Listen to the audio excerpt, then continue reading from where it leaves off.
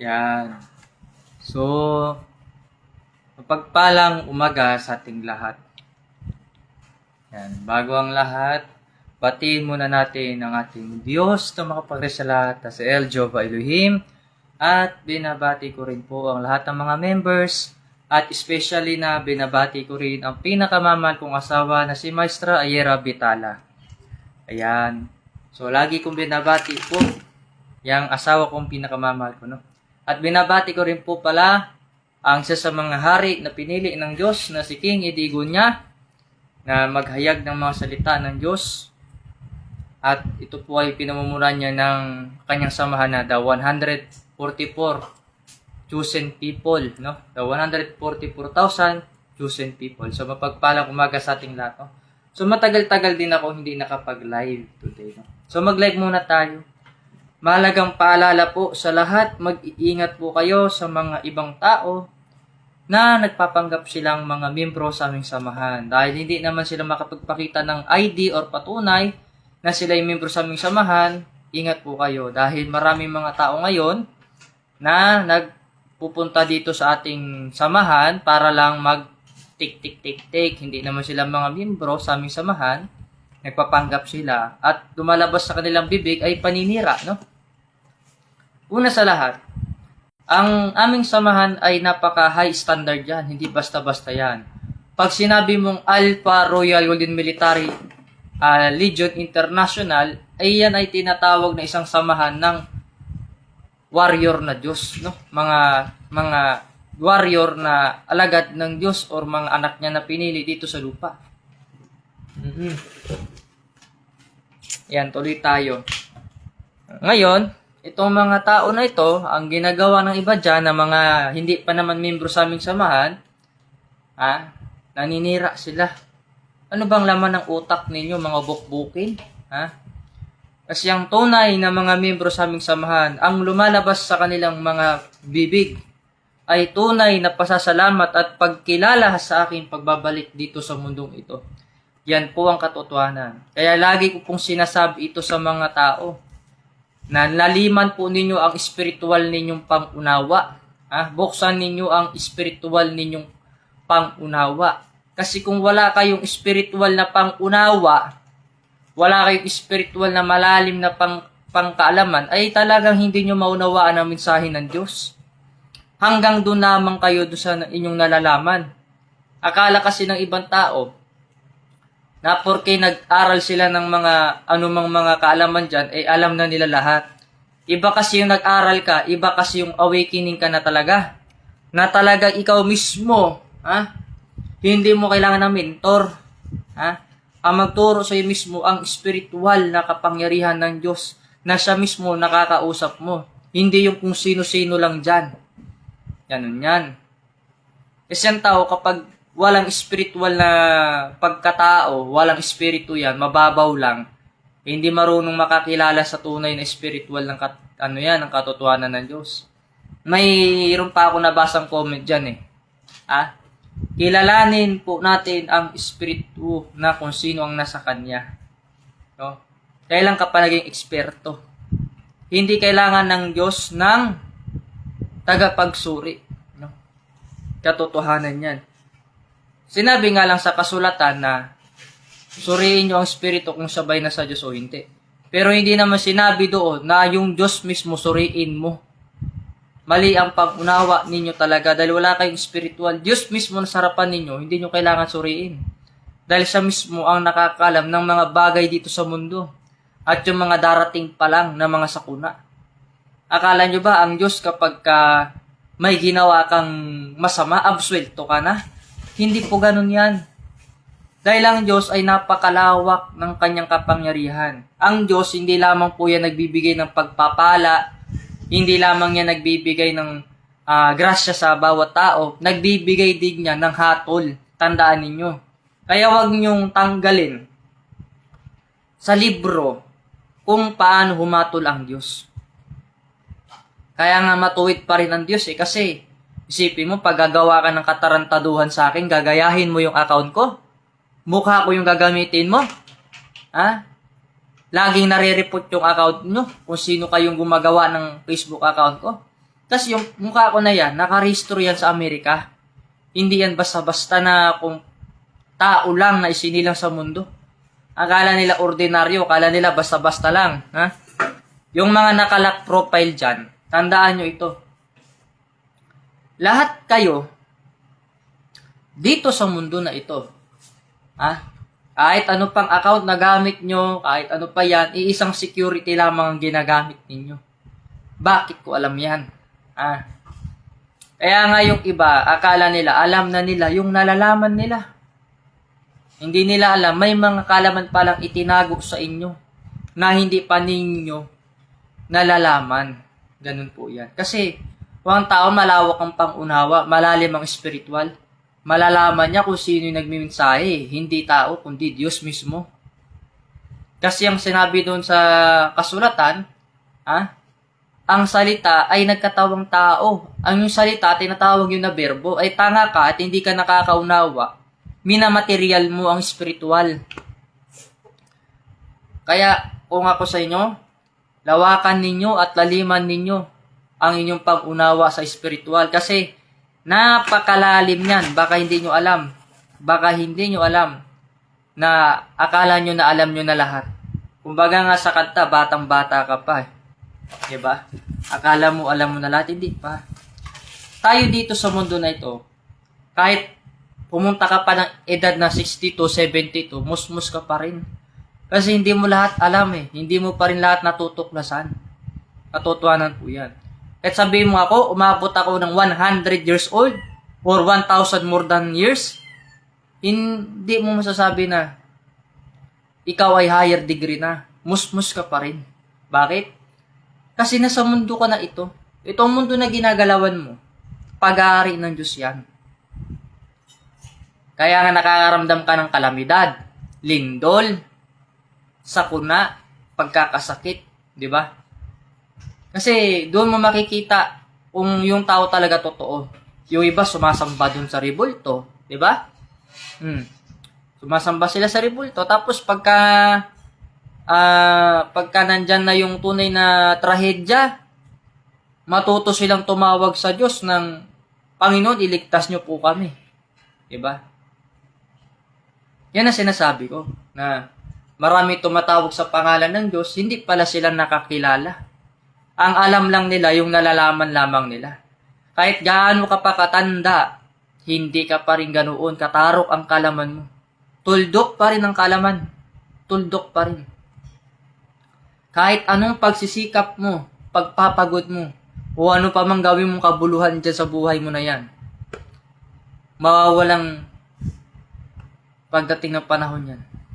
Mawawalang saysay, kumbaga. Maliban na lang kung bigyan ng kalagayan ng tao. Kung sa puso nila yung mabuti mong aral, kung sinunod ba nila yung pagiging mabuti, kung tinupad ba yun nila sa gawa, no? Maraming tao masasabi nila, kilala natin ang Diyos sa mabuting gawa. Pero hindi kasi Diyos ang hinahanap ninyo, pera. Yan ang nakikita ko sa bawat tao na nakakaharap ko. Doble kara ang mukha nila. Pera ang hinahanap nila, hindi ang Diyos.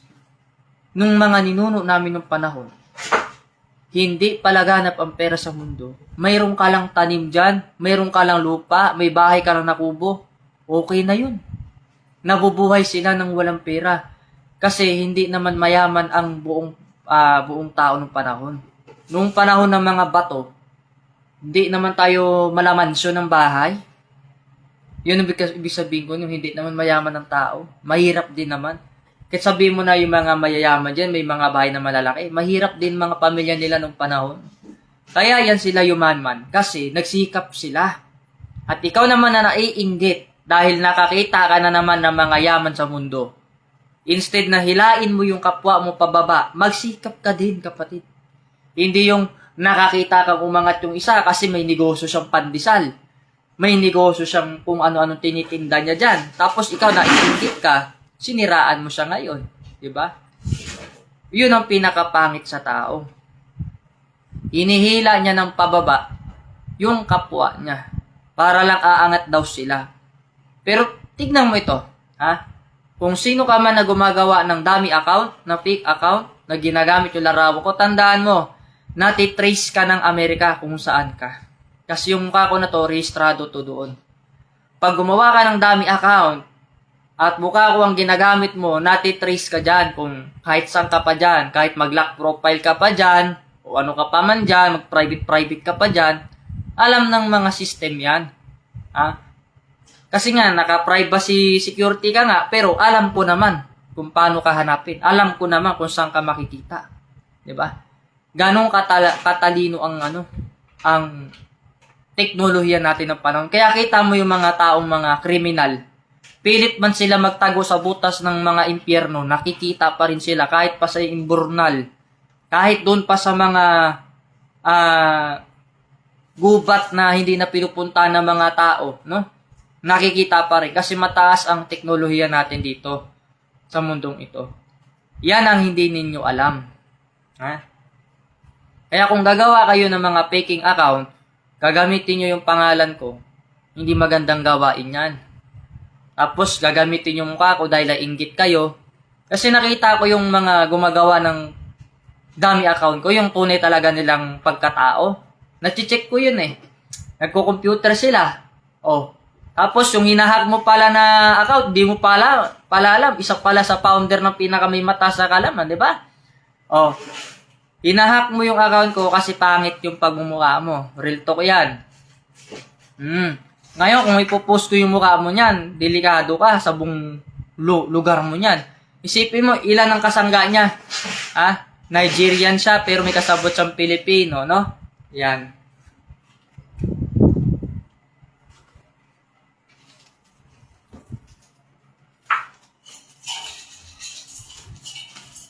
Kaya sabi ko sa kanila, kahit gaano pa kayo kagaling gumawa ng faking account, hanggat gumagamit kayo ng Facebook account, no? Kahit nakalock profile pa yan, tandaan ninyo, bawat ginagamit ninyong account, mayroon niyang Google. Mayroon niyang cellphone number. Kasi hindi ka makakapag-create ng account mo sa Facebook kung wala kang contact number at wala kang Google. At ang Google mo, konektado yan sa privacy security. No? Tandaan mo yan. Isipin mo ito kung sino ka mang hacker ka. Ngayon, yung number mo na yon na ginagamit mo sa katarantaduhan mo, bili ka ng SIM kasi gusto mo mapatunayan na kaya mong siraan ako sa social media. Tama? Kasi ganun ang tao eh. Bili siya ng SIM card kasi gusto niya gawan ako ng maraming dami account para siraan ako sa tao. Ganun yan eh. Ngayon, yung ginagamit mong SIM card, meron yan tinatawag na registration. Pinilapan mo yon yung tunay mong pangalan, nagpicture ka doon, kasi hindi ka naman pwede gumawa ng Google account kung peke kang pagkatao. Or mag-alias-alias ka dyan. Kailangan mo ng ID yan, national ID mo, yun ang nakakatakot, di ba? Kaya di ba kayo nagtataka bakit yung mga matitinding sindikato kayang hulihin? Kasi sa likod niyan, mayroong pinakamagaling na mas intelligence pa. Kung inisip ng iba yung AI, yung artificial intelligence na pinakamagaling, hindi. Dahil ang artificial intelligence, ginawa lang din ng tao yan. Yan ang katotohanan. Ang tunay na talino, hindi yung gamit lamang, kundi tayo ang lumikha niyan sa kanila. Kaya itong mga sindikato na ito, labanan po ninyo. Ingat-ingat kayo. Ilang araw ako hindi nag-live kasi binuksan ko yung isa kong laboratory, kung tawagin, no? Computer laboratory. Tinignan ko kung sino yung mga siraulo na gumagawa-gawa ng account dyan. Akala nila hindi ko alam. Hindi ba kayo nagtataka? Yung kinakalaban nyo, may alam din sa computer. May alam din sa security.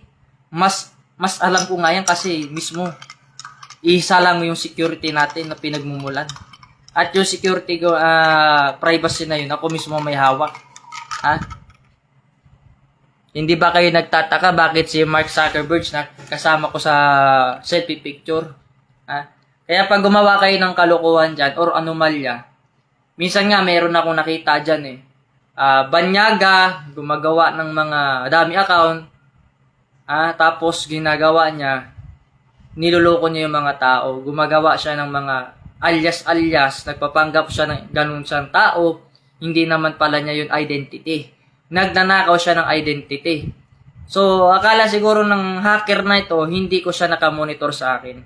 Nakamonitor ka sa akin. May computer ako, ang computer ko is sikreto yung computer ko na yan. Maaring luma sa paningin mo, pero maraming technology na nakatago dyan. Tustusin nga, yung isang hacker na komunidad, pwede mo pabagsakin eh. Kahit isa ka lang. Kasi privacy security lang papasukin mo doon. Ganun yun. Ang privacy security, hawak mo na yan. May susi ka na yan. Ang problema lang, wala kang ganito. Di gumawa ka ng kalokohan. Gamit mo yung mukha ko. Gumawa ka ng dami account. Tapos yung mga membro, sinasabi mong mayroon silang negative energy kahit wala naman. Totally, hindi naman lahat ng mga dito sa social media ay ganoon, masasama. May mga tao may masama talaga, mayroon din mabuti. Kaya mag-ingat kayo. Ngayon, siguro, nagpadala ako ng message dun sa hacker na yon, kung sino man siya. Sabi ko sa kanya, I see you. Di ba? Nakikita ko yung ginagawa nila eh. Meron pa nga yan sila minsan yung parang kakala mo call center. Marami yan sila. Hindi nila alam yung camera nila. Nahack ko na pala, kaya nakikita ko yung ginagawa nila mga kalukuhan. Halimbawa, ang lugar mo na dito ka sa Pilipinas. Tapos yung hacker na yan, taga Nigerian. Tapos meron silang isang malaking company na halimbawa nagpapanggap silang ganito, ganyan. Na call center sila, hindi naman pala sila call center, yung pala hacker pala sila, scammer pala. Hindi nila alam yung binabangga nila, mas matalino sa kanila. Ako, ang inaaral ko, noon pa man, hanggang ngayon, lahat yan alam ko yan eh. Hindi lang ako kagaya sa inyo talaga na mayabang. Akala niya siguro ng mga hacker na ito, tanga-tanga ito. Hindi nila alam, founder ito ng isa sa mga matinding manghack ng mga ng mga security. Kaya pinakitaan ko kayo ng maskara ko na ginto. Pinakamataas sa lahat yan. No? Kung mayroon nga sa mga hacker, may black hat, green hat, blue hat, white hat, silver hat, ranking tawag dyan. Ay ako yung pinaka-gold. Paano ba yan? Hindi, atras yung mga hacker. Ganun yan eh. Kasi itong mga to, akala nila lahat na lang ng tao sa mundo kaya nilang pabagsakin. Kasi ang hacker kasi, once na makita niya na, parang, madali ka lang pabagsakin eh. Pero hindi lahat ng hacker masama. May hacker talaga na mabuti ang kalooban. No? Hindi lang nila ginagamit yung talino nila sa masama. Kundi ang talino talaga nila, ginagamit nila doon sa mabuti. Kasi, tayong lahat, bago tayo umawak ng computer, no? Kukwento ko sa inyo yan para mayroon kayong kunting kaalaman, kayong mga walang alam. Bago kayo humawak ng computer, itinuro yan sa school nyo. How to operate the computer. Paano nyo i-operate yan? How to switch the computer, no? Paano nyo buksan yan? Paano yan gamitin? At tinuro kayo paano maging programmer, no? Or programming, no? Computer programming, no? So, pag natuto ka ng computer programming, ng website, security, system, lahat yan na pag-aralan mo yun, marunong ka na. Ngayon, kapag hindi ka nag-aral yan, syempre talagang wala kang alam. Kawawa ang walang alam. Kaya nga sinasabi ko sa inyo yan. Kahit sabihin mo ang Facebook account mo is nakalock profile ka, tandaan mo, yung privacy security mo na yan, kahit nakalock profile ka, kayang buksan yan. Kasi si Facebook, nakakonekta kay Google. Hindi ba kayo nagtataka? Si Facebook, makita mo siya doon kay Google App. At si Google App ay walang privacy protection yan. Open yan. Kahit sabihin mo na sinabi ni Facebook na safety yung account mo, huwag ka magpakasigurado. Marami nga nasampulan. Di ba? Kaya sabi ko sa inyo, mag-iingat kayo eh. Kayong mga gumagawa ng hindi maganda sa akin. Kasi kung ibubulgar ko yung mukha nyo dito, masisira ang bansa ninyo. Sinasabi ko sa inyo. I tell you frankly, I know who you are. No? Minsan yung mga hacker pumupunta dito sa Pilipinas, nagpapanggap na immigrant, nagpapanggap sila na parang tourist, no? Minsan mga African, Nigerian, ganyan sila. Pero ang trabaho nila hindi talaga mabuti. Ang problema lang nila, tumapa kayo sa Pilipinas na nandito yung pinaka-boss. Ha? Pinaka-boss na may gold wing, kumbaga. Ingat kayo. Kasi marami ngayon sa mundo natin gumagawa ng panluloko sa kapwa. Ninanakaw nila yung identity ng bawat isa. Tapos ikaw na wala kang kalab-alam, hindi mo pala alam yung mga website na lumalabas sa'yo dyan, yung phishing. Ha? Tandaan niyo, pag may lumabas po sa mga Facebook account niya ng mga sugal, yung mga, yung kagaya ng mga Lucky 77, 999, mga ganyan, huwag nyo i-click yan kasi mga phishing yan. Huwag kayo magpasisilaw doon sa mga komersyal na may nanalo na ganito, nanalo sila ng ganyan. Lahat po yan is propaganda lamang para masungkit yung Facebook account mo. Ngayon, pag na-click mo yung link na yon sa Facebook, pasok agad yon doon sa privacy security. So, syempre, magpipin up ka, malalaman nila yung Facebook account mo at doon ka nila mahahack. Kaya kung para hindi ka nila mapasok or makuwaan, no? Huwag kang pipintot ng kung ano-ano pa man. Ba, may nanalo na ganito, click the link, ganun. Huwag. Ingat.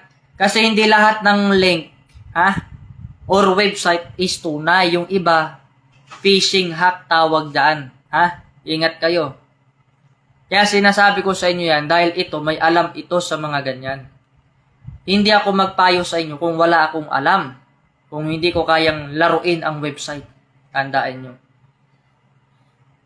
Tahimik lang ako pero alam ko yung ginagawa ng iba sa inyo. Then, ilang araw ako nag-observe, ilang araw ako yung iba dyan, minsan nasa loob pa yan sila ng group chat. Nagmamasid yan sila. Akala siguro ng tanga, hindi ko alam. Alam ko kung sino ka. Kaya nga, sa tuwing gumagawa ka ng fake account ko, nare-report ka kasi nadidetect yan sa United States of America. Na yung nang kinukuha mo na picture ko dyan ng military, na pag-aari ko yan, nakarehistro yan doon sa intelligence. Hindi mo basta-basta makuha yung mga picture na yan kasi legitimacy yan Diba? Legitimacy yan. No? At saka tuloy ko po pala, may ibang usapan. Ang Alpha Royal Golden Military Legion International ay rehistrado po yan sa Security Exchange of America. No? Nandoon yan, naka-hide po yan doon at napaka high security yan. Hindi yan mapasok ng kung sino-sino lang. Ang nakakalam lang yan, ang White House at ako. At kung sino yung pinagkakatiwalaan ko. Yan lang. Kaya mag-ingat po talaga kayo. Sa mga tao nagpapanggap na member daw sila dito, tapos yung lumalabas sa bibig nila, paninira. Meron pa iba pa, sumangila, member ako diri Sabi ko, nasaan yung ID mo?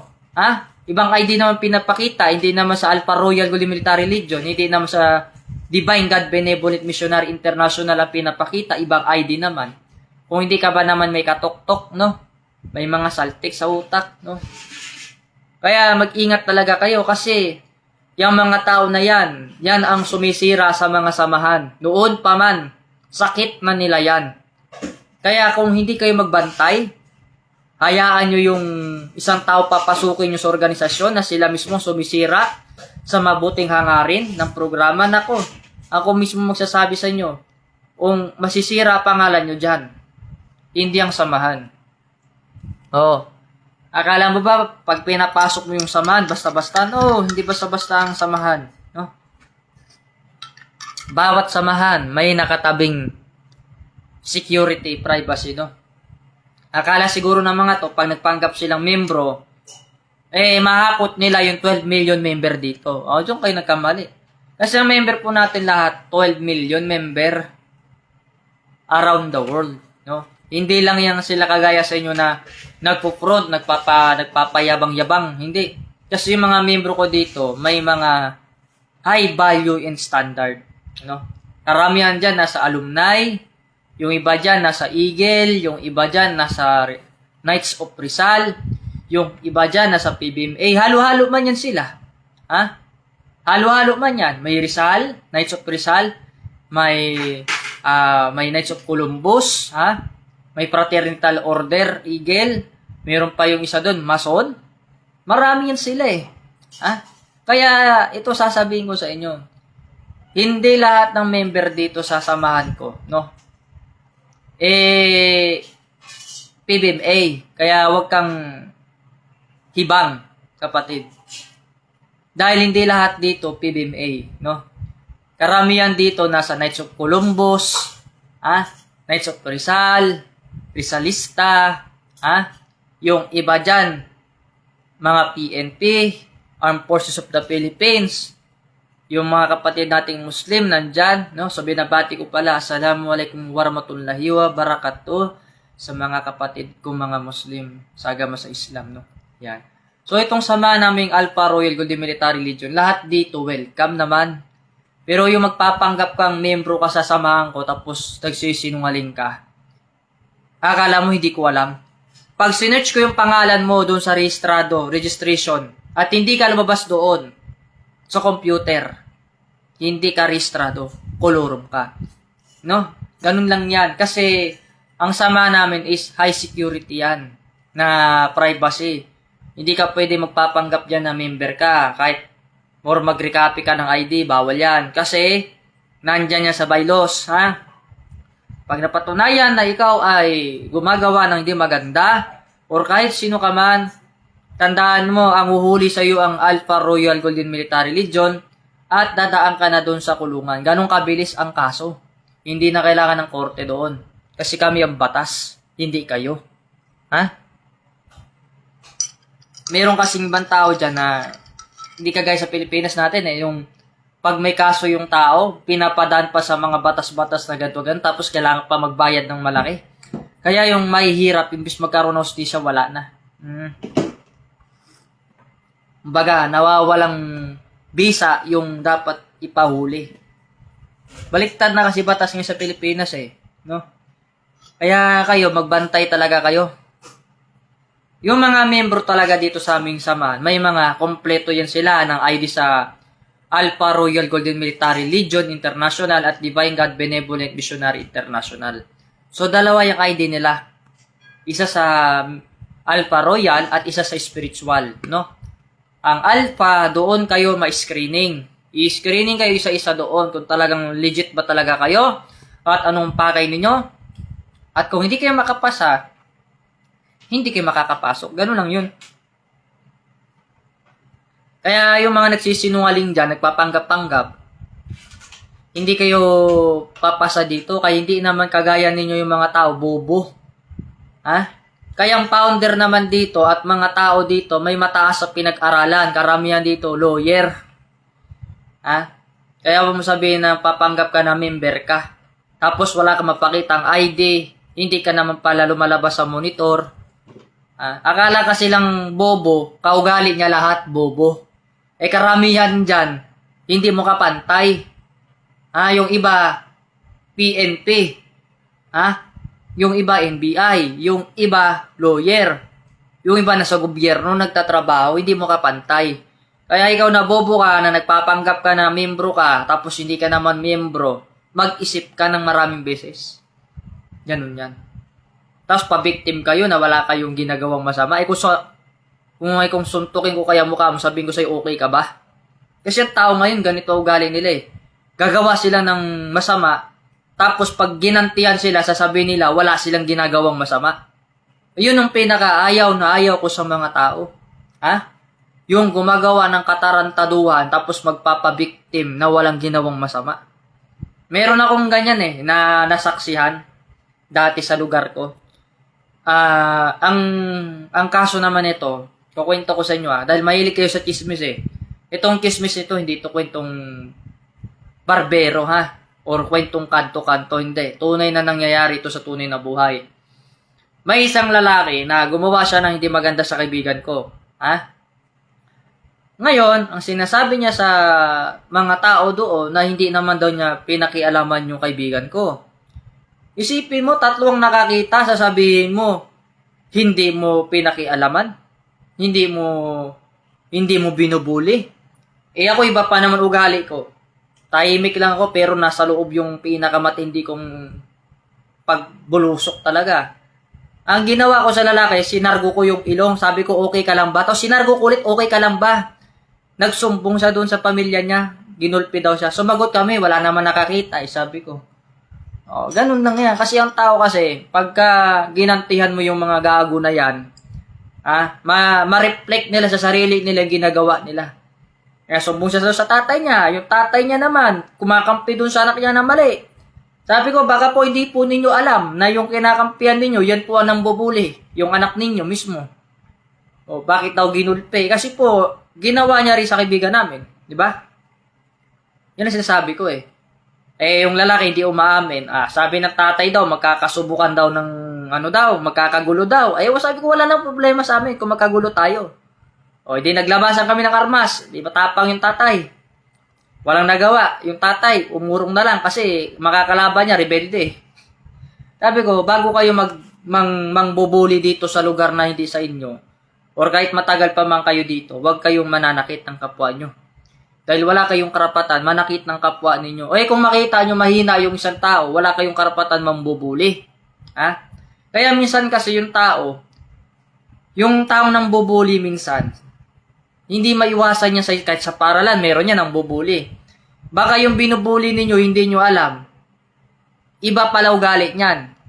Kita nyo yung kaso doon sa social media na dalawang estudyante ng bangbang doon sa eskwelahan nila kasi binubuli yun sila. Ikaw ba naman, sabihan mo ba naman yung tao, yung gupit nila, gupit tete? Di, siyempre magagalit yung tao na wala namang ginagawa sa'yo. Kasi ang ugaling tao, iba-iba yan. Maaring, oo, sige, pwede yan. Nakakapagsalita ka ng di maganda, may freedom of speech ka, makapanakit ka ng damdamin ng kapwa, pero sana iniisip nyo muna yung consequence na kung ano bang mangyayari dito pag ginanito ko yung tao na ito. Ako ba'y babalikan ba? Ako ba'y gagantihan? Hindi nyo iniisip yun Kayo mga nambubuli kasi bobo kayo. Tanga kayo. Pumasok kayo ng eskwelahan para mag-aral, hindi mambubuli ng kaklase nyo. Oo. Kahit ako, meron akong kapatid sa agama sa Islam, binubuli doon ng mga hindi naman kapanalig. At totoo lang, ang bubuli sa kanya, Iglesia ni Manalo. Yung kapatid ko sa agama sa Islam, tahimik yun Nag-aral kasi yun ng Arabic. Nag-aaral din yan, gusto matuto talaga, tsaka makapagtapos. Pumasok siya sa eskwelahan ko, hindi niya alam yung eskwelahan ko, maraming bully doon. Hindi ka pwede mahina doon. Pumasok siya doon. Nalaman kong Muslim pala siya. Sabi ko, dito ka sa akin. Sabi ko, kasi baka mapagtripan ka dyan ng mga siraulo dyan. Sabi ko, okay, nagsumbong siya sa akin. Sabi niya, nang bubuli daw sa kanya, iglesia. Sabi ko, wala na problema dyan. Kung buli-bulihin ka nila. Hindi nila alam. Yung kapatid pala sa agama sa Islam, mayroon palang tinatagong mga armas, pati pamilya nun. Alam nyo, yan ang iwas-iwasan ninyo, yung nambubuli kayo. Dapat ipakita ninyo na maganda ugali nyo. Hindi yung pumapasok kayo ng reliyon nyo, tapos dala-dala nyo reliyon nyo. Representative kayo ng kasamaan ng pag-uugali nyo. Kaya yung kapatid sa agama sa Islam na yan, sabi ko, relax ka lang. Huwag kang matakot. Nandyan naman kami, sabi ko. Simula noon yung mga iglesia na pasaway na yon na mahilig kasi kita ko sa mga yun nag-aaral nga sila, nagsumasamba nga sila doon sa reliyon nila. Sumisinghot naman. Sumisinghot doon sa kubita na pinagbabawal na katol, no? Akala siguro ng mga to, di ko alam ginagawa nila. Ngayon, sabi ko sa kanila, isa pa na pakialaman nyo yung kapatid na Muslim dito, sabi ko sa inyo, magkakalimutan tayo na magkakakilala tayo. Sabi ko talaga. Kasi ako, pag sinabi ko, pag tinakda ko, gagawin ko talaga. Walang makapigil sa akin. Di ba ugali ko Walang makakabali sa sinabi ko. Kaya yung mga kaibigan ko, minsan, sila na umaawat sa akin. Kasi kung maabutan ko yung kahaway ko, hindi pwede na umuwi na walang tarak sa tagiliran yan. Diyanan yan. Kaya yung mga kaibigan ko, respetado ako dyan sa eskwelahan namin. Na huwag niyong pakialaman yan, si Supremo. Kasi pag yan, magalit yan. Hindi ninyo yung kayang pigilan. Doon sa eskwelahan ko nga, ilan yung umaawat sa akin? 50 na ka-estudyante. Humawak pa dito sa katawan ko, pinipigilan nila ako. Huwag ko lang masapak yung kaaway ko na iglesia. Kasi kung maabutan ko yan, talaga tatanggalan ko talaga ng ulo yon. Sinasabi ko sa inyo. Hindi ako mabait sa mga ganyan tao na nagpapanggap na relihiyoso tapos pangit ugali. O tapos ngayon, makita nyo na naman.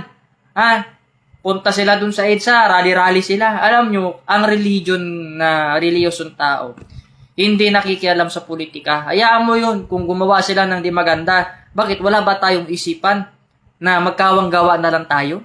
Bakit pa tayo kailangan makisali sa rally-rally na yan na hindi naman natin kailangan makisali sa kanila? Alam mo, kung matalino ka talaga, alam mo naman yung gobyerno, kurakot na nga, alam mo na nga yung gobyerno magulo, bakit ka pa pupunta doon? Nakikisali ka pa sa gulo nila, mag-rally-rally ka para lang masasabi mo na malakas ang relihiyon ninyo. 'Di ba? Ang mga iglesia ganyan ang ginawa nila doon kababalita nga lang.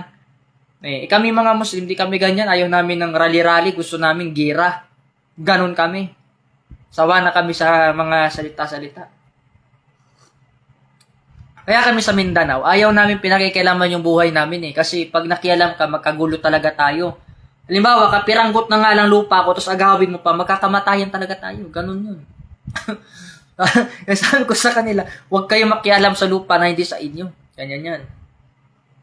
Kaya yung mga kapatid natin na Muslim dyan, iba-iba ugali niyan. May mabait, mayroon din namang hindi. Kaya, ang malas nyo lang kung makatagpo kayo ng siraulo. Sa nasabi ko sa inyo, ayun talaga, hindi kayo patatawarin yun. Isa lang makalaban niya, pulutong ang pupunta sa inyo. Kaya, mag-isip kayo kung ayaw nyo ng gulo, ayaw nyo ng away, magbigayan kayo ng katahimikan. Umiwas kayo sa rally-rally. Wala naman kayo makukuha sa rally. Ano makukuha nyo sa rally? Taggutom? Kung ginawa ninyo, magtanim na lang kayo at mamigay kayo ng bigas, o di, nakatulong pa kayo. Wala kayong kalaman. Gusto nyo pababayan si Marcos, paano bababayan? Yan naman presidente dyan Di ba? Anong gusto nyo? Mag-people power na naman? Wala na. Walang mangyayari dyan. Puro ganyan. Kung gusto nyo talagang makabawi, iboto nyo na lang sa susunod na eleksyon yung dapat ninyo iboto. Huwag nyo yung dadaanin nyo sa rally-rally. Nasa due process yan Di ba? Kung ayaw mo kay Marcos, wala kang magagawa. Kung ganun ang ginagawa niya, masama siya sa paningin mo, wala tayong magawa.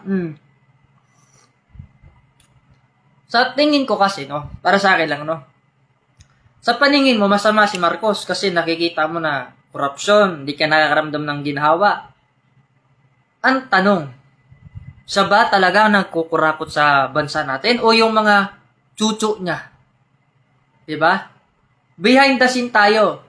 Hindi nyo kasi alam yung behind the scene Si Bobong Marcos, BBM, paano mangungurakot yan? Diba? Isipin mo na ang pamilya niyan mayayaman na simula noon pa man. Simula sa nanay tatay niya mayaman na sila. 'Di ba?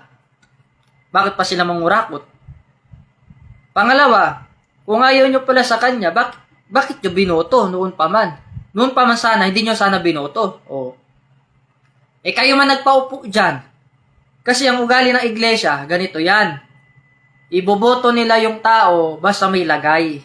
Ganun 'yan 'Di ba sa iglesia bawal ang ma-involve sa politika? Bakit kayo nagpapagamit? Isipin mo 3 million lang kayo, mas marami pa kami mga Muslim, 2 billion. 'Di ba? Dami namin sa buong mundo. Ang tao, hindi mo pwedeng kontrolin kasi may iba-ibang paniniwala kung sino gusto nilang sa tingin nilang yun ang maganda. Hayaan mo ang ruleta umikot, huwag mong kontrolin. Yan, inuupo nyo dyan, sinasabi nyo, kayo nagpaupo sa kanya, kayo din mag-atak sa kanya, ganun yan. Kami kasi, yung mga kagaya namin mga simple lang, ayaw namin makialam dyan. Una sa lahat, kahit walang gobyerno, nabubuhay kami, basta may lupa kami. Basta may mataniman kami, may masakahan kami, mabuhay kami. Kasi isipin mo lolo't lola namin nabuhay nung panahon.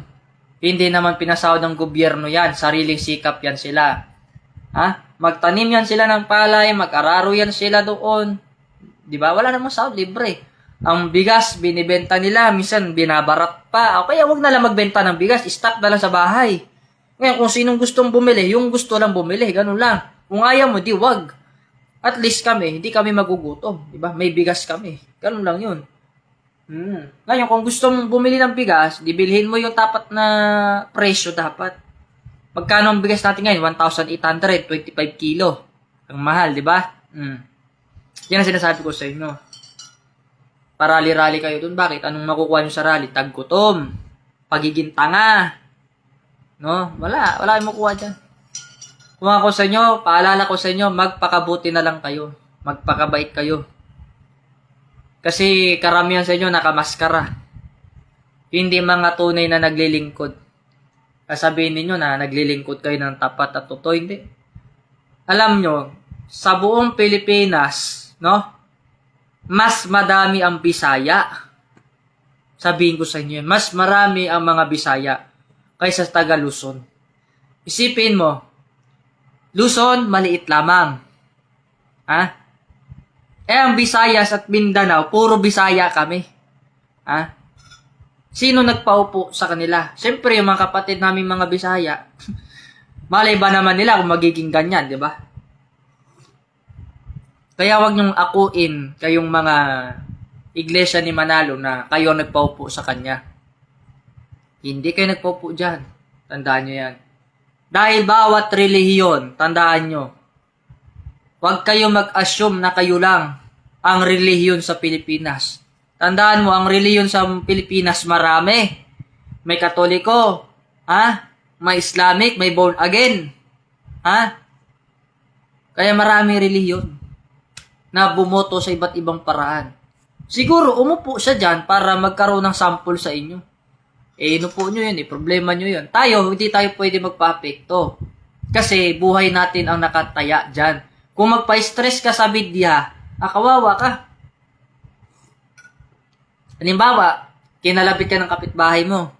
Uy, Mare, sama ka dun sa rally namin kasi para mapaalis sa Malacanang si ganito. Ang magandang ituturo ko sa inyo ganito. Kayo na lang mag-rally. Tutuloy ko yung tatatim ko dito para pag tumubo na ito, may makakain kami. Ano naman makukuha mo sa rally? Sakit sa ulo. Tag-init, magkasakit ka pa. Tapos pare-pares kayo ng amoy doon, amoy anghit kayo. May isa ka pang kasama, inuubo, tapos sinihika. Tapos pag umubo yan, yung virus niya pupunta sa'yo. Diba? Ganun yan Ganun yan. Doon tayo sa aral naman ng spiritual. Kung wala kayong spiritual, mababaw lang pangunawa nyo, wag na kayo makinig, no? Spiritual tayo muna, para malaman natin ano ang katotohanan. Ang spiritual ay konektado yan sa teknolohiya. Tandaan ninyo, kung walang spiritual, hindi makakalika ang tao ng teknolohiya. Sino ba nagturo sa tao na gawin ang yung mga bagay na ito? Bahay, pagkain, lahat ng ginagawa natin. Hindi ba ang Diyos ang nagtuturo niyan? Noong panahon, ang tao ay mangmang. Kwento ko sa inyo yan. Lahat tayo ay mangmang. Kasama ka nang nanonood ka, mangmang ka din. Huwag ka mag-exemption. Dahil hindi ka matalino, lahat tayo mangmang. Kinakain mo kahit tae. Ngayon, binawalan ka ng Diyos, huwag mong kainin yan sapagkat madumi yan. Binawalan ka madumi yun, bawal kainin. So, natuto ka ngayon na huwag kumain ng tae. Open mind tayo. Kasi bawal dito yung sinungaling Dapat prangka. Ngayon, tinuruan ka ng Diyos na gumawa ka ng tinapay. Gawa sa mga buto or mga seed para maging harina, flour, no? Yung naging flour na yon, yun ang ginawa mo na tinapay. Yun ang kinain ng katawan mo. So, tinuruan ka ng Diyos na gumawa ng pagkain pang material ng katawan mo para masustain mo yung buhay mo sa lupang ito. Diyos man na nagtuturo ng teknolohiya. Kasi teknolohiya yan Paano ka makakain kung hindi ka turuan ng Diyos? Ngayon, tayo naman na mga natututo, dalawang isipan natin minsan ganito mapagmataas, hindi marunong magpasalamat. Kailangan pag tinuturuan ka ng Diyos, magpasalamat ka. Panginoon, salamat po. Tinuruan mo ako paano masolusyonan yung problema ko ngayong araw na ito. Panginoon, salamat po dahil iniligtas mo ako sa kapahamakan. Panginoong Diyos, maraming salamat po na El Jehovah Elohim. Na sa araw na ito, na kahit 10 sungay na mayroon ako, ginigising mo pa rin ako. Di ba? Pasasalamat pa rin sa Diyos yan. Kasi kahit gano'n ka kasama, alam niya ginagawa mo, nagigising ka pa rin. Pero pag naubos na yung tinatawag na pasensya ng Diyos sa'yo, tapos ka na. Ganun lang yun. Kaya wag mo sisihin sa Diyos yung ginawa mong kalukuhan. No? Isisi mo yun sa sarili mo. Halimbawa, sinabi sa'yo ng Diyos na, wag kang magbisyo, wag kang mag-inom ng alak. Kasi masama sa kalusugan mo yan. Minsan kasi ang paalala ng Diyos, hindi mo yan maririnig eh. Minsan nasa katawan mo na yan eh. Bawa, uminom ka ng alak, nanigarilyo ka, tapos inuubo ka na, paalala na ng Diyos yan, i-stop mo yung ginagawa mo. Kasi ang tao kasi, hindi malalim sa spiritual. Ang gusto niya kasi, literal na makita niya yung Diyos na kinakausap siya. Hindi ba pagka nanigarilyo ka, tapos inuubo-ubo ka, palatandaan yun na ayaw na ng Diyos na manigarilyo ka. Kasi ang titignan mo doon yung sign. Sign, palatandaan. Dahil wala kang alam sa sign, may sayad ka. Ang inaabangan mo yung pagkakapirahan mo na naman. Ganyan yan eh, mukha kang pera.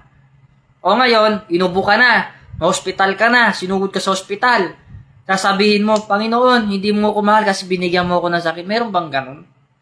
Nagbibisyo ka tapos hindi mo kayang akuin yung sarili mong kasalanan. Ipasa mo pa sa Diyos. Ipasa mo pa doon sa kaibigan mo. Pag inalok ka ng kaibigan mo, kumain ka ng tae, huwag kang kakain kasi yung tae na binabanggit ko doon, yung sigarilyo at saka alak. At saka pinagbabawal na pagkain. Dahil hindi ka nakikinig no sa paalala ng Diyos, minsan nakasulat na nga, pinakita na sa'yo. Minsan kasi may ugali tayong mga tao na nagbabasa tayo, di ba? Minsan, may nabasa sila tungkol sa Biblia na bawal manigarilyo sapagkat ito'y iniutos ng Diyos. Minsan, hindi nila kayang tanggapin yun eh. Kaya ang gagawin nila doon sa talata, nabasa nila, igaganon nila, ipupul nila sa ibang pahina naman. Para hindi na nila mababasa, ganun sila eh. Akala nyo, di ko alam ginagawa nyo ha, alam ko yan. Sabi nila, may nabasa sila, bawal uminom, bawal mambabae, bawal manigarilyo. Gagawin nila yan, para hindi nila makita yung pahina na yun. Next page, ganun sila. Alam mo, pag binigyan ka na ng palatandaan ng Diyos sa mga paraan na ganyan, mag-isip ka na. Nagbasa ako ng Bible, kanina, hindi pala pwede paninigarilyo. Tapos, inubo ako, big sabihin, sign na ni God yun. Minsan kasi, ang Panginoon, hindi ka naman papaluin ng literal yan, kung sasaktan eh. Bibigyan ka niya ng sakit sa paraan na alam mo. Kasi ikaw gumawa ng sakit mo, syempre, kailangan solusyonan mo rin. Paano naman daw yung nagka-cancer? Kaya yung tao nagkaka-cancer, ganito yan. Kasi may kinakain sila minsan na masama sa katawan. Junk food, mga pritong mga pagkain, mga fried, mga piniprito, minsan masama din sa katawan yan, hindi maganda. Kaya ang pagkain mo, simple lang. Hindi mo kailangan magpakabusog, hindi mo rin kailangan magpakagutom. Malagyan lang ang tiyan mo ng sikmura mo ng pagkain, okay na yun. Ako nga, ang pagkain ko sa umaga, minsan gatas, Milo, tapos tinapay lang. Yun lang. Hindi na ako magpakabusog. Sa umaga, di naman ako nagkakanin. Ngayon, ang ginagawa ko noon, yung iba naman, sa umaga, di ba, nagkakanin ako, hindi talaga. Magkanin na lang ako niyan mga tanghaling tapat or gabi bago matulog. Minsan kasi yung mga kinakain natin, yun ang cause ng mga sakit. Kaya isipin mo muna yung kakainin mo kung okay ba ito sa'yo, may mga pinagbabawal, o iwasan mo yung sarili mo na abusuin. Nasa live tayo ngayon, today, no, syempre, kailangan ipaalala natin sa tao yung kahalagahan ng healthy lifestyle. Mag-exercise ka. Wag yung in-exercise mo, pantayan yung buhay ng kapitbahay mo, ichichismis mo. Pag may nakita kang bagong sasakyan, kotse o ichichismis mo doon sa ibang bahay, galing sa nakaw yung niya, kaya yumaman yan. Wag mo bantayan yung kapwa mo, bantayan mo sarili mo. I-exercise mo yung sarili mo, paano maging malakas, maging malusog. Meron pa nga dyan, isa nakita ko dyan sa mga comment, bakit daw patpatin? Sabi ko, bakit? Lahat ba na mataba malusog? Baka hindi mo alam, hindi rin lahat ng payat mahina. Diba? Kasi may mga tao kasi minsan na hinuhusgahan ka sa palabasaan nyo. Minsan nga kung sino pa yung payat, minsan yun pa yung malusog. No? Hindi naman porke pag mataba ka malusog. No? Ha? Kaya minsan tinatapik sa eskwelahan niya na pag sobra kang taba, mukha ka ng bulyana yung katawan mo, hindi ka healthy. Alam mo kung anong sakit ninyo? Kayong mga matataba, yung katawan. Hindi kayo makapag-control sa pagkain, no? Diyan pumapasok yung kasalanan, gluttony. Yung gluttony, yun yung mga pagiging matakaw sa pagkain. Ako kasi, pag may makita ka naman na hindi ka naman kailangan kumain na marami, huwag ka magpakabusog. Kaya yung iba nagkakaroon ng heart attack. Sobra-sobra kung kumain Akala mo wala nang bukas. Kaya inatake sila sa puso. Nung inatake sa puso, sinugod sa ospital. Yung sinugod sa ospital, hindi pa naman na-examine, pinalabas COVID. Yan ang sinasabi ko sa inyo. Ganyang katindi ang doktor nung panahon dito, nung COVID, Imbis yung inatake sa puso, ang sakit, heart attack, pinalabas COVID. Para kikita sila sa gobyerno. Ganon sila katindi. O ngayon, para hindi kayo atakihin sa puso, magbawas kayo ng rice, konting rice lang. Ang rice na kainin natin, brown rice or black rice, no? Yung white rice kasi minsan matamis yan Hindi naman kasi pagkain ng normal na tao yung white rice. Oo. Ang pagkain talaga natin mga native is brown or black rice. Mas good, healthy yun sa ating mga puso, no? Para hindi ka atakihin, kumakain ka rin dapat ng mga masustansyang gulay, kagaya ng mga kamatis, kangkong, okra, no? Kung may edad-edad ka na, bawal ka sa mga buto-buto, umiwas ka. Paano mo iwasan nyo? Tanggalin mo yung buto, yung laman lang yung kainin mo. Ganun. Simple. No? Hindi ka pwede kumain ng pagkain na hindi malinis kasi katawan mo mismo yan O ngayon, pag nalagaan mo yung katawan mo, naging maayos yan, hindi ka na magkakasakit. Kaya ang tao nagkakasakit kasi hindi nila sinapuso yung kautusan ng Diyos or batas.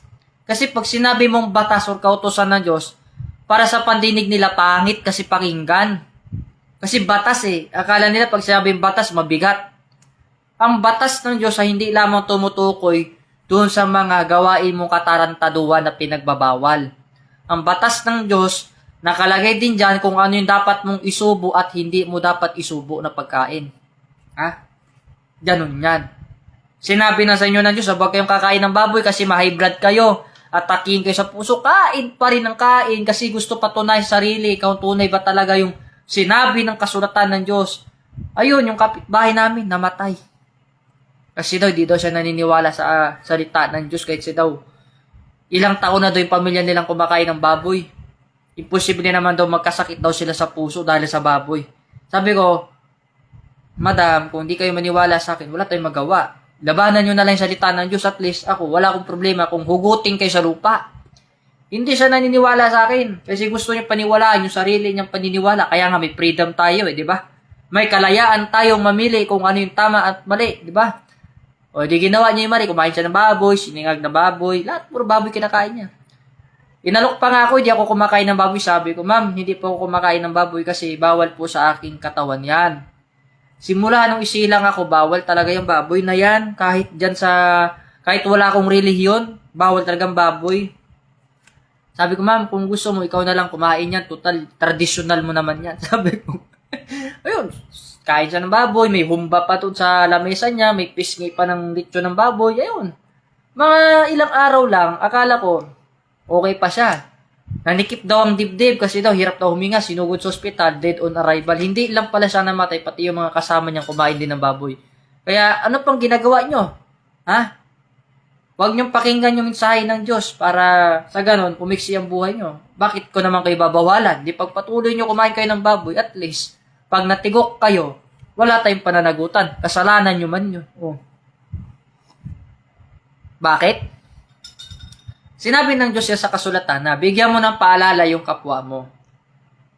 Sapagkat pag nagbigay ka ng paalala, wala kang pananagutan. Ngunit kung hindi mo siya binigyan ng palatandaan or paalala, ikaw ay mananagot. Halimbawa, yung kapwa mo, alam mo na nga mapapahamak, hindi mo binigyan ng paalala, no? Oh, pare, huwag ka nang uminom, huwag kang maninigarilyo, huwag kang kakain yan. Hindi mo pinaalalahanan kasi demonyo ka nga. Dahil gusto mo, natutuwa ka pag may napapahamak, no? Di ba? O ngayon, natodas yung kaibigan mo. Ngayon mo lang napagtatanto, ay, namatay yung kaibigan ko. Saka mo lang naalala na siya pala sumusuporta sa'yo pag wala kang pera, no? O ay, tanga ka eh. Kaya habang nandyan yung mga tao sa paligid mo, huwag mo pairalin yung sungay mo. Pairalin mo yung pagpapaalala sa kanila. Pare, iwasan mo na yung paninigarilyo mo kasi hindi naman maganda yan. Kung gusto mo pang umabot ka sa mga apo mo at saka yung mga susunod mong henerasyon, putulin mo na yung sumpa dyan pa lang sa'yo. Kasi pag hindi mo pinutol yung sumpa, kagayahin niya ng mga nakakita sa'yo. Lolo namin naninigarilyo, kaya maninigarilyo din ako. Ganun yan eh. Hindi na natapos yung sumpa. Diba? Kaya kung gusto mo na umunlad ka sa buhay mo, makinig ka sa mensahe ng Diyos. Huwag ka magmamatigas. Ang tigas pa naman ng ulo ng iba sa inyo. Sinabing huwag susubo ng pinagbabawal ng subo pa rin ang subo. Kahit ano, sinusubo. Nalaglag yung pagkain kasi daw 5 minutes pa lang naman daw, pwede pa daw subo. Subo pa rin. May bakterya na. Alam niyo ba, bago ako magluto ng pagkain, lahat yan naka-perfect hygiene yan. Ang vegetable, inuhugasan ko muna yan, nililinis ko na maigi yan, no? Para mamatay ang bakterya kung ano man yung nandoon. Tapos, i-chop ko yan, Then, lulutuin ko ulit yan, no? Ako totally lang, hindi talaga ako marunong magluto. Sa totoo lang. Hindi rin ako masarap magluto. Oo. Subukan nyo ko, tingnan natin. Mapapahula-hula hoop kayo dyan. Di ba? Kasi sa totoo lang, ang pagkain talaga, kailangan number 1 yan, yung sustain mo sa katawan mo, maayos. Halimbawa, mataas ang high blood mo. Dahil wala kang paniniwala sa Diyos, mahina yung pananalig mo. Kunting high blood lang, punta sa kay doktor. Punta sa ito ang gawain ng tao eh. Para tuloy naging Diyos na ang doktor sa buhay nila, imbis yung Diyos mismo ang hanapin nila. Nung panahon namin, pag may high blood yung tao, bawal siya sa karne. Bawal siya sa karne para di sa high blood. Gulay lang talaga, sinabawang isda, kagaya ng bangus. Tapos kangkong, yun lang para iwas sila sa high blood. Tapos inom sila ng luya. Kasi pag high blood ka, kayang pababain ng luya yung high blood mo. Mag-low blood ka. So, ano pa yung pwede? Makapagpababa sa dugo natin. Yung tinatawag nila na insulin plant. Pwede rin yung pampababa ng dugo at pampawala ng tinatawag na diabetes. Sa diabetes, mayroon din naman tayong gamot dyan sa diabetes. Minsan wala sa butika, minsan nasa harapan mo lang, tamad ka lang talaga lumabas. May makita ka lang na saresa dyan, or tinatawag nilang aratilis. Aratilis, yung kulay pula na maliit, na kinakain ng mga ibon na pag nung bata tayo, nakit natin yung puno ng aratilis, tinitikman natin isa-isa, napakasarap. Yun ay gamot sa tinatawag na diabetes. Yan ang katotohanan. Halimbawa, may mga bukol kayo dito, tumutubo sa katawan nyo dahil masama ugali nyo, pinabarang kayo. Ano daw ang gamot dun sa barang na yon? Kasi minsan, yung tao kaya nagkakaroon ng bukol-bukol sa mukha kasi pangit ugali nila eh. Sabi nila, di ba gamutin nyo po ako, pero sa totoo lang, may ginawa silang kalokohan, kaya sila ginanunan ng kapwa nila. Namaga yung bayag, namaga yung mata, namaga yung dila. Kaya sabi ko sa inyo, alam nyo ang gamot yun sa mga bukol-bukol na yon? Combination yan, herbal and divine words. O ngayon, Kung wala ka niyan, ay nako, hindi mo alam yung solusyon. Ang divine words at saka yung herbal, yan ang combination para gagaling ka. Ha? Ano ba yung herbal na yon? Gamot sa bukol. O, saka ko na itatapik yan kapag ka nandyan na kayo sa samahan ko. Ha? Pag mayroon tayong event, dapat lagi nakahanda yung papel, ballpen nyo kasi minsan, yung nagsasalita, nagbibigay na pala ng solusyon. Hindi ka pa nakikinig. Halimbawa, may bukol ka dito, ha? Dahil ginagawa mo, pinapasipsip mo sa boyfriend mo yung leeg mo kasi manyakis kayo parehas. Malibog kayo parehas. Sipang kayo na sipsipan. Nagkabukol dito dahil doon sa yung chikinini, kung tawagin, may gamot tayo dyan. Open-minded talaga ako kasi alam ko yan eh. Tapos yung kaibigan ko lumapit sa akin kasi daw may tulo daw siya. Tinanong ko sa kanya, paano hindi ka magkatulo? Alam ko yung tinitira mo. Namamakla ka, hayop ka, sabi ko sa kanya. Alam mo, napakamot siya. Sabi niya, Master lahat naman, alam mo, wala namang nalilihim sa'yo. Kapag may tulo ka, may gamot dyan, manahimik ka. Problema kasi sa lalaki minsan, iotero. Gusto lahat patikman lahat ng iba't ibang putahe. Hindi nila alam may mga sakit yung iba.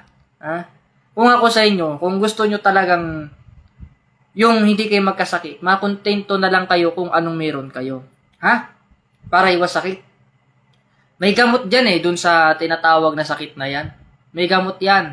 O ngayon, yung nagamot na siya, nagpapasalamat siya sa akin. Sabi niya, Master, bakit alam mo yung gamot sa mga ganyan? Sabi ko, magpasalamat ka sa Diyos, wag sa akin. Kasi, mismo lang ang Diyos ang nagagamot. Ang material lang natin ang ginagamit. Yung nasabi ko sa kanila. Excuse me muna tayo.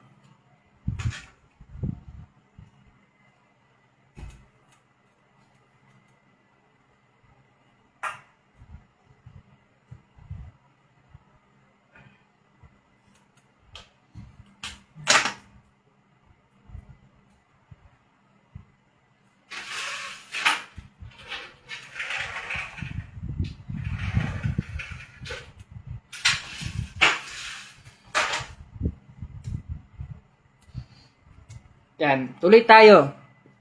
Kaya yung iba nagkakasakit, tsaka dahil gumagawa sila ng kalukuhan. Sabi ko, kung talagang gusto mong hindi magkasakit, huwag kang gagawa ng masama. Tapos, pag nagkasakit ka, isisisi mo sa Diyos. Hindi pwede yun. Sabi ko na lang, paano na lang kung walang Panginoon, paano kayo gagaling? Isipin mo yan. Kasi hindi naman lahat ng gamot kaya kang pagalingin Kasi lahat ng gina-apply mo sa katawan mo ngayon na gamit sa doktor, lahat yan may drugs. Tapos gusto nyo sugpuin yung droga sa Pilipinas na yung iniinom nga ninyong mga gamot may drugs. Tignan mo nga, yung mga pangalan ng mga butika may drugs sa huli nila. Paano masugpo yan?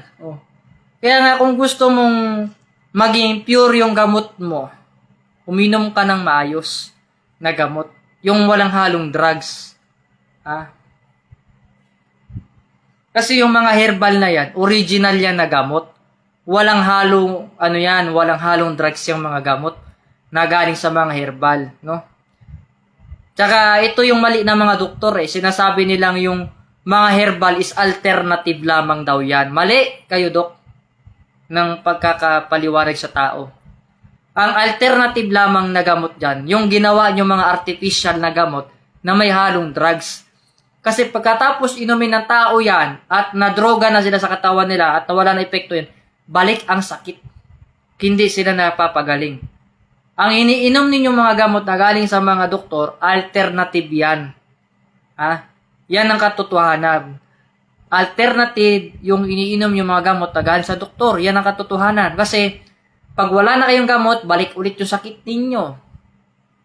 Pero subukan mo yung tunay na gamot na tinuro ng Diyos mismo sa atin. Yung mga herbal. Ay, nako. Sabihin ko lang sa'yo, may tanim ka lang ng mga yan. Hindi ka naasa sa mga gastusin. Tipid ka pa. Diba?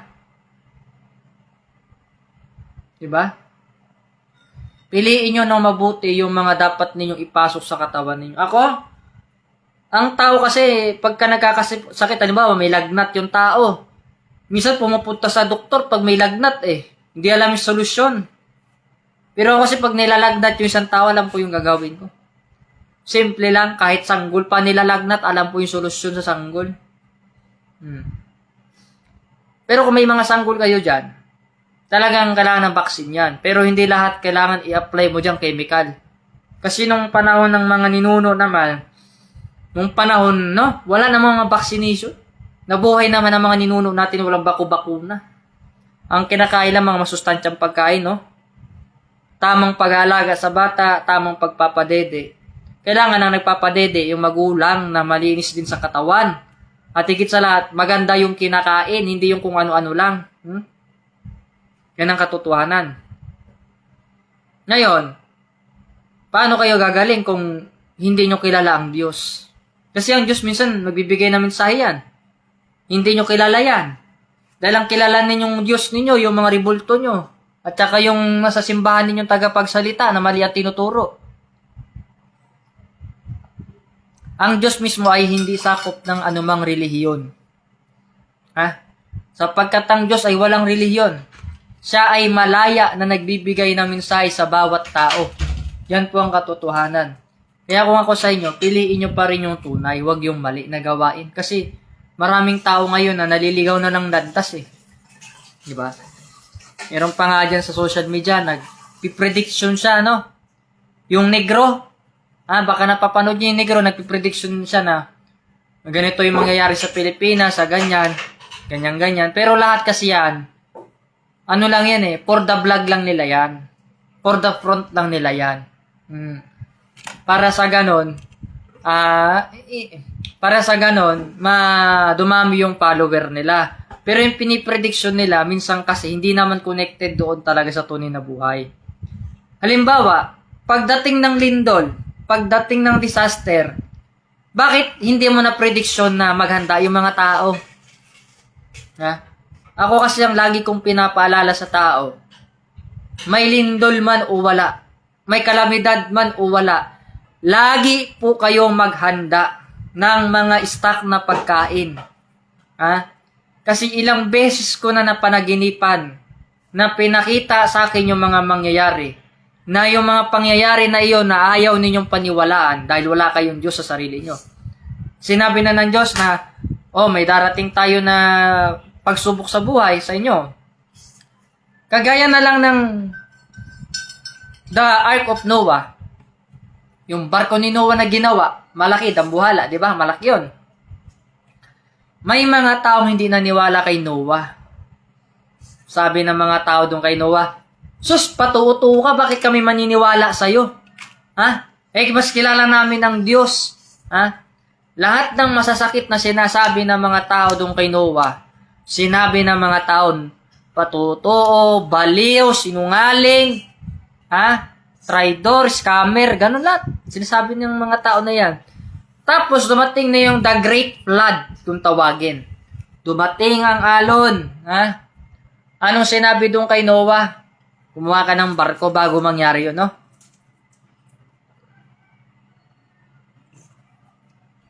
Sabi niya ng Diyos, gumawa ka ng barko na pwede makasalba sa tao. Ngayon sabi niya, Panginoon, paano ko po gagawin yan? Na hindi ko naman po alam kung paano gawin, no? Di ba? Ulitin ko rin sa inyo yung topic ko, ang Diyos ay may kaalaman sa teknolohiya at may karapatan siyang gumamit ng teknolohiya kasi lahat ng teknolohiya pag-aari niya. Ngayon, tinuruan niya si Noah na ganito yung sukat ng barko, ito yung tatabasin mo ng mga troso, ganito karami. So, nagawa niya naman lahat yon. Maghanap ka ng bawat isang hayop na may pares. At mga tao na gustong sumama sa'yo. Yung mga hindi sumama sa'yo, hayaan mo sila. So, nakagawa ng barko si Noah. No? Tandaan nyo, ang Diyos may kakayanan na pigilan yung mga bagay na darating. Bakit iniutos yun ng Diyos kay Noah na gumawa ng barko? Para linisin niya yung lugar na yon. Kasi lahat ng tao doon madumi. Bakit gusto ng Diyos linisin yon? Dahil madumi ang tao. Dahil hindi naniniwala sa Kanya. So, bakit naman patitirahin ng Diyos dito sa mundo yung mga tao siraulo? Di ba? Yun ang sinasabi ko sa inyo. Bakit patitirahin ng Diyos yung mga tao siraulo dito sa mundo? Kaya nga yung sa Book of Noah, makita nyo doon, binaha sila. Sabi ng Diyos, bago ko ipapadala yung the great flood or yung tinatawag na baha na maganda-ganda, no? Ayusin mo muna yung barko. Lahat yan. Ayusin mo muna yung barko. Tapos, yung naayos yung barko, lahat, nakapasok na lahat. Sabi ba naman ng mga tao doon kay Noah? Di ba nakasakay na sila sa barko? Asos, Noah, nananaghinip ka na naman, walang darating na malaking baha. Sapagkat kilala namin ang Diyos namin. Ha? Yan ang sabi ng mga tao doon. Ha? So, tinitignan ng mga tao, ordinaryong ulan lang naman yan, tagdilim lang naman. Ilang beses na ito nangyari. Kaya hindi kami maniniwala sa iyo. Sos, doon ang napagtanto ng mga tao, maya-maya, tumaas ng tubig. Sabi nila, Noah, papasukin mo kami dito, papasukin mo kami sa iyong barko. Pero wala na, huli ng lahat. E sabi ng Diyos, pag sinabi ng Diyos, sundin ninyo. Ganun lang yun. Hindi na yung magmamatigas kasi kayo dahil akala nyo, yung nalalaman nyo, yun ang makakasalba sa inyo. Hindi. Ang makasalba sa inyo, yung utos ng Diyos, hindi yung kalooban ninyo. Hindi na makakaligtas. Ganun yan. Kaya sabi ko sa inyo, pag ang Diyos kasi nagpadala ng baha, lahat yan wash out. Ngayon, tuloy tayo. Nung bumaha, ilang araw nang pinabaha ng Diyos yung lugar na yon, no? Nilunod niya lahat ng dapat lunurin. Yung mga sinungaling, yung gumagawa ng katarantaduhan, gumagawa ng mga paninira, hindi naniniwala sa Kanya, ubusin talaga ng Diyos yan. Ang itira niya lang yung taong karapat-dapat na tumira doon sa promised land. O ngayon, dumating na yung panahon na natapos na yung ginawa ng Diyos. So sabi ng Diyos kay Noah, hintayin mo na bumalik ang kalapate. Kasi nagpalipad si Noah ng kalapate. Paliparin mo ang kalapate or yung tinatawag na dove. Ngayon, pag bumalik ang kalapati na yan, maganda ang sinyalis kung may dala siyang tinatawag na, kung alam nyo yon, yung tinatawag na dahon. Ha? Dahon kung tawagin. Ang unang pinakawalan talaga ni Noah doon, yung uwak. Hindi na bumalik yung uwak. Pangalawa, pinakawalan niya doon, yung kalapati. Nung pinakawalan niya yung kalapati na yan, bumalik ang kalapati na may daladalang dahon. Ibig sabihin, mayroon ng lupa doon. So, dahan-dahan bumaba ang baha, nakita ni Noah yung lupa. Dumaong yung barko niya doon sa lupa na yun at doon nagsimula ang panibagong buhay. Totoo yan. Nakasulat naman lahat yan eh. Doon sa kasulatan, sa banal na kasulatan na Biblia. Hindi man po yung kwentong kutsero. Hindi naman yung kwentong pang tabi-tabi, yan ay tunay na nangyari na inilathala or inilahad na ng buong mundo. Doon pa man nangyari na yan. So, mauulit at mauulit pa rin yan. Di ba? Kaya sabi ko sa inyo, yung paalala na simple ng Diyos, bigyan ninyo ng halaga. Huwag yung sarili ninyong kagustuhan na masunod, kundi yung kalooban ng Diyos. Kasi kung kalooban nyo masusunod, masisira kayo, hindi kayo mabubuhay ng payapa. Ganun yan. Kita mo yung mga hindi naniwala sa Diyos. Anong nangyari sa kanila? Naging patay. Naging bangkay. Naging butot-buto na lang. Wala ng buhay, walang hininga.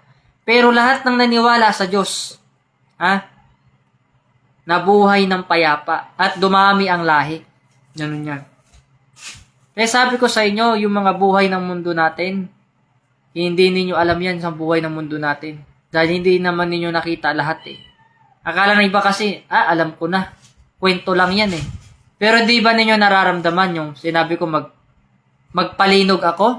Di ba lumindol sa Mindanao? Oh. Kasi di ba ang ugali ng tao hindi sila naniniwala, di ba?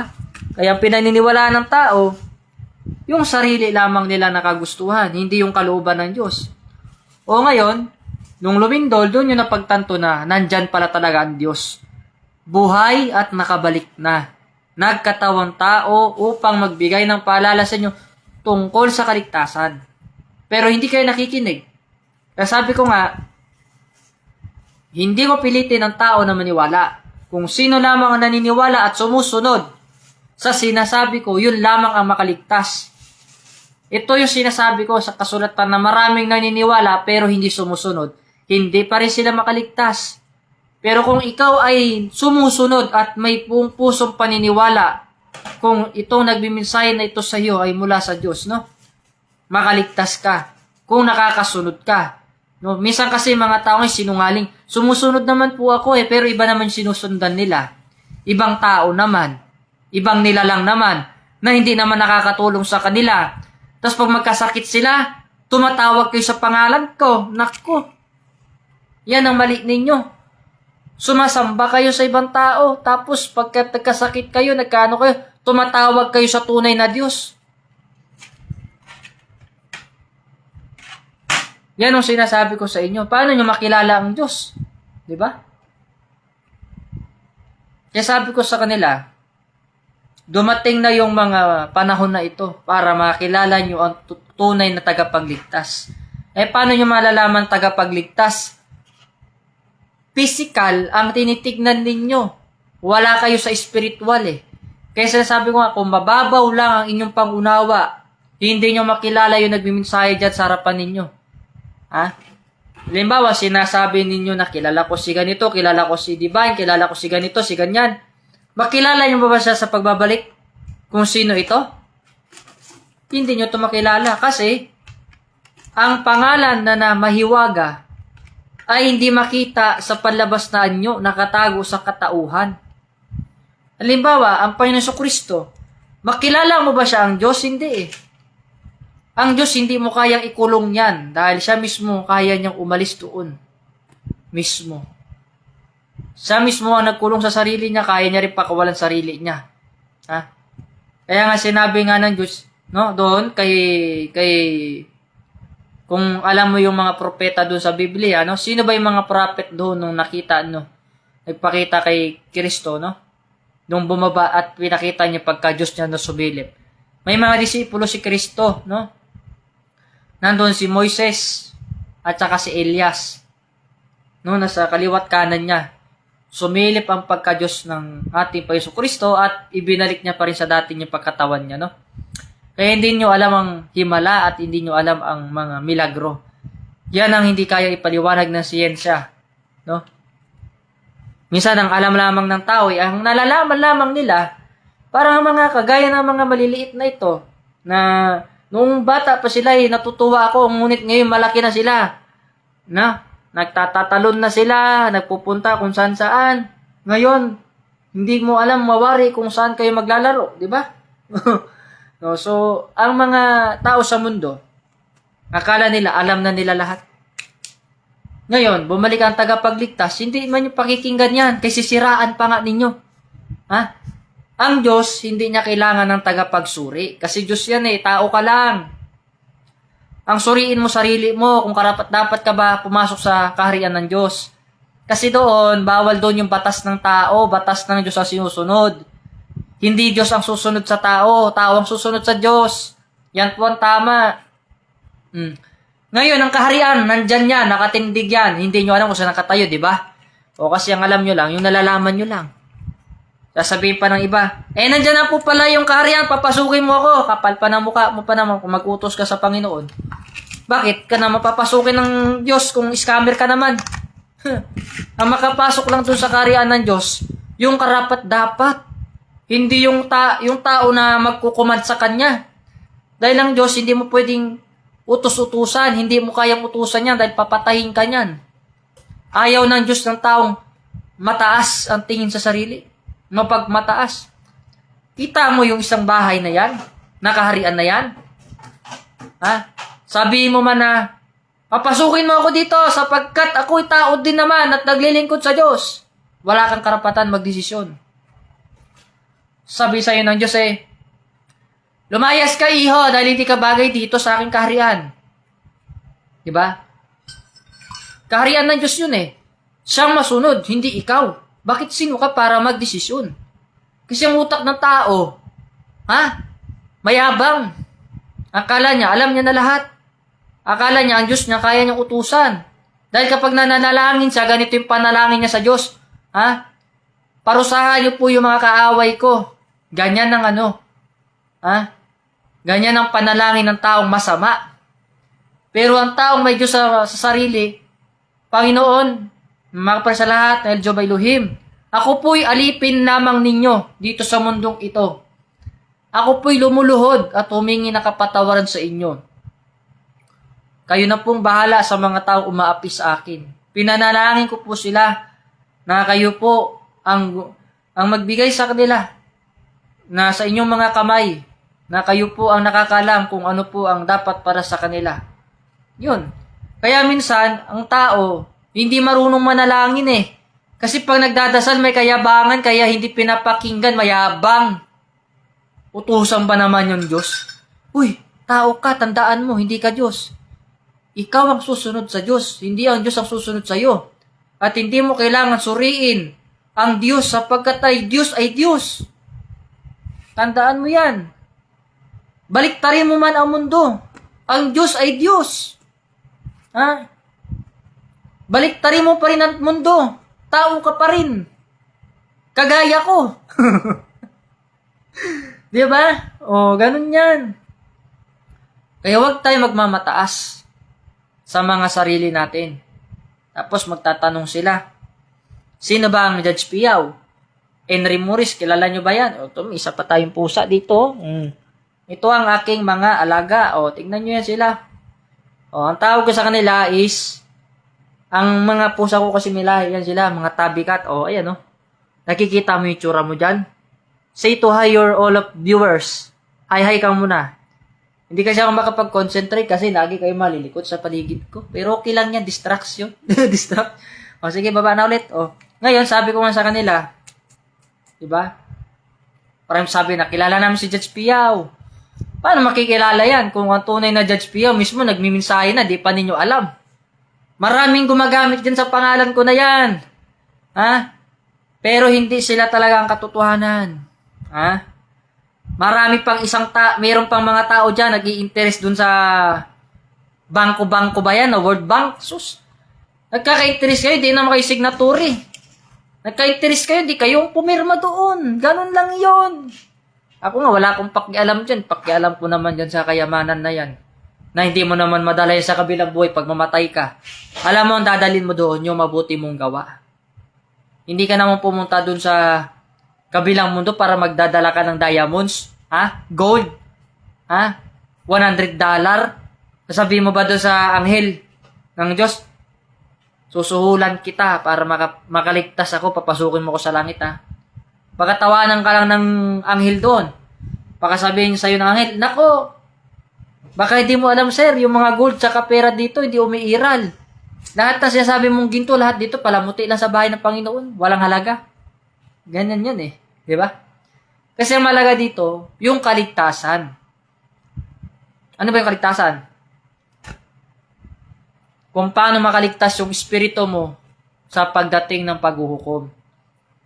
Kasi di nyo napansin, iniisa-isa na kayo Iniisa-isa na kayo. Hindi nyo pa nahalata. Dahil wala kayong espiritu ng pangunawa, ang alam nyo lang, yung nalalaman ninyo.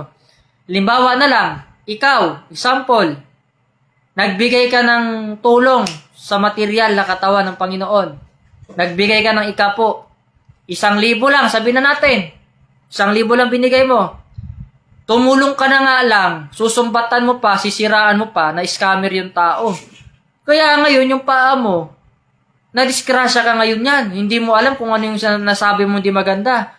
Yung paa mo yan, umikot sa kabila, parang manika. Ganun yan. Diba? Yan ang sinasabi ko sa inyo. Kaya huwag kayo magsasabi na, wala naman akong ginawang masama eh. Wala kang ginawang masama, may sinabi ka naman na masama. Alam mo, ang pagbibigay ng ikapo ay hindi sinusumbat yan. Kung magbigay ka naman ng ikapo, yung bukal sa loob mo. Hindi naman kailangan ng paninira mo dyan. Alam mo kasi lahat ng sinasabi mo, nakalista yan, nakatatak yan dun sa mismong listahan na libro Kung ano yung sinabi mo, nakatala yan. Diba? Kaya kung gusto mong patawarin ka ng Panginoon, kung ano yung tinatawag na kasunduan ninyo, sundin mo. Huwag yung gumagawa ka ng katarantaduhan na makakalamang ka. Sa paraan na alam mo. Ayaw ng Diyos yun, yung tama panlamang. Halimbawa, may makita ka dyan na mamalimos, walang makain. Kung mayroon ka namang kakayanan at mayroon ka namang pera kahit papaano, kahit 100 lang siguro pera mo, no? Dahil mayroon ka namang kaya sa buhay, bumili ka man lang ng tinapay. Kasi yung kapwa mo na yon, tao din yon. Kita mo nga yung nakwento ko sa inyo, di ba? Mayroon kasi tao minsan, huhusgan ka sa palabas sa tao, mayabang yan. Ganyan ka sila. Nayayabangan sila kasi di ka nila kilala. Pero, in the backstage ng pagkatao mo, or sa likod ng backstage ng pagkatao, sabihin natin, in the back of me, meron kang ugali na hindi nila alam. O syempre, makita nila dito sa front of camera, mukha kang mayabang. Dahil yun naman talagang tingin ng mga tao na walang spiritual sa pagkatao. Kayabangan. O ngayon, nakita ko yung pulubi doon. Na ano kasi ako parang nakakadurog yung puso ba na ikaw kahit kumakain ka ng kahit papaano ng pagkain na maayos-ayos, kahit hindi ka man mayaman, may kaya ka man sa buhay, kahit tuyo yung kinakain mo, mamigay ka pa rin. Ganun yan. Tao din yung pinapakain mo, hindi naman espiritu na hindi nagkatawang tao. Nagkatawang tao yan. Nagmaterial yan. Ganun yan. So, yung tao na yun na nakita ko, nandun siya sa, nasa kalsada siya, namamali mo siya. Matanda na siya talaga, sobra. Matandang babae yan. Wala siyang saplot, wala siyang pangtas, pambaba. Naawa lang talaga ako. Ang dala niya lang sa plastic lang. Plastic lang na may parang may laman na kung ewan ko anong laman yan. Ngayon, pumunta ako ng McDonald's. Bumili ako doon ng pagkain ng tao. Binigay ko sa kanyang ganun. Tumingin siya sa akin. Tapos, pumunta ako ng isa pang bilihan dito ng mga damit. Bumili ako ng damit para sa kanya. Sabi ko, Nay, magpalit ka ng damit. Kung gusto mo, ay para may damit ka. Binigyan ko siya ng damit, masusuot. Kasi tao din yan Yung mga namamalimos na yan na minamata-mata ninyo, na hindi nangihingi sa inyo, bigyan nyo. Tao din yan. Kagaya natin. Hindi na baling sabihan ka naman ng lahat ng tao na mayabang ka. Walang problema doon. Dahil hindi ka nila kilala. Pero ang hindi nila alam, may ginagawa ka mabuti na hindi naman nila nagagawa. Yun yung pagtulong mo ng lihim sa mga taong musmus sa lansangan. Yan ang number 1. So yun ang ginawa ko. Sabi niya, sino po kayo? Bakit ang liwanag ng mukha ninyo, hindi ko po kayo makita? Sabi ko sa kanya, bakit di mo ko makita? Sabi ko sa kanya, hindi ba ang Panginoon ang nagbibigay sa inyo ng pagkain ninyo? Alam mo, lumuha yung tao na yun. Sabi niya, nananalangin po ako sa Panginoon, kanina lang po, sa totoo lang. Nagdadasal po ako na sana po madinig niya po yung panalangin ko. Na sana po na mayroong lumapit sa akin na magbigay ng mahawaing puso, na mabibigyan ako ng kahit kakaunting pagkain, na hindi man lang po ako naghangad ng kahit ano paman. Kahit pagkain lang po na ibigay sa akin, okay na po ko doon kahit wala po ako masusuot. Alam mo, lumuha yung matandang babae na yun Kasi yung pinanalangin niya, higit pa doon yung dumating. Sabi ko, Nay, hindi lang po yan ang matanggap mo sa akin pagkatapos natin mag-usap. Sabi ko, nag-usap kami ng matandang babae. Sabi ko, Nay, ito yung pagkain, may damit ka na dito, pampalit mo. Kung saan ka man, Nay, nakatira. susuportahan kita para makawi ka sa pamilya mo. No. Ganon ginawa ko. So doon niya napagtanto na ang Diyos ay tunay. Kasi ang Diyos hindi naman bingi. Hindi rin bulag. Nakakarinig yang Diyos na yan. Minsan ang Diyos hindi yan makita sa physical appearance. Minsan nasa loob ng katawan yan. Nananahan sa ating puso't isipan.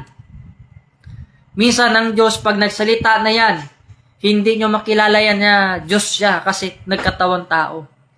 Pero alam mo yung tao na yan, humahagulhol siya sa iya kasi sabi niya, nagkatotoo yung panalangin ko to. Sabi niya, alam mo, hindi ko alam na ikaw pala yung pinadala ng Diyos para kang anghel. Biniro ko si nanay, ako po yung maraming sungay, sabi ko. Ako po yung maraming sungay na, sabi ko sa kanya. Sabi niya, pero hindi kita anak makita sapagkat nagliliwanag ang mga mukha mo. Kagaya ng isang liwanag na hindi matitigan ng kahit sinuman. Alam mo, niyakap ako ng matanda na yun, sabi niya, darating ang panahon, malayo ang mararating mo anak, sabi niya ganon. Ay salamat po na, sabi ko kung ganoon, naway pagpalain po kayo ng Diyos sa lahat ng oras. Huwag po kayo magsawa manalangin sa Kanya. Kahit gaano po kahirap, darating yan at darating.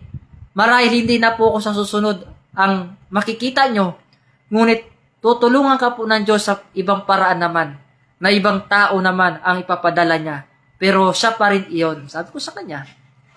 So dumating na yung panahon, no? Na nabalitaan ko naman na okay na daw si nanay, na doon na daw sa shelter, pinapakain daw, inalagaan. Okay, that's good. Kaya sabi ko, ang pagiging mabuting tao minsan, hindi mo makikita sa panlabas na nyo. Minsan, nandoon sa mabuting gawa. Kaya yung mga taong mayayabang minsan, huwag mo nang husgahan, hayaan mo sila. Magyabang sila na magyabang.